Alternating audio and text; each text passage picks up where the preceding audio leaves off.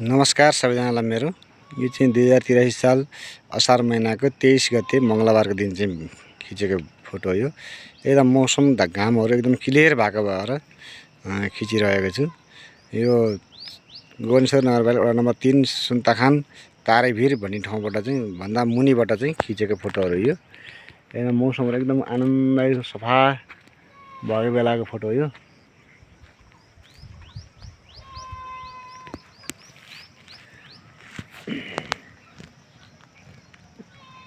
एउटा चाहिँ नि भिडियो बनाएको छु मैले।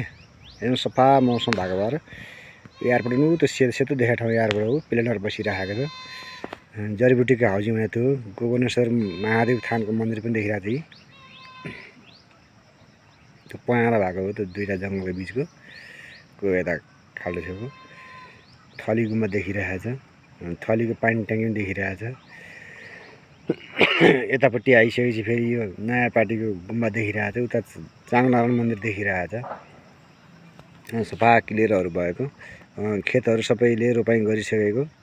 एका दुई कतै चाहिँ छुटपुट भएको, नत्र भने सबै रोपाइँ पनि सिद्धिसकेको 2083 सालको रोपाइँ पनि सिद्धिएको एउटा भिडियो सर्टकटमा बनाएको छु गाइजहरू मैले।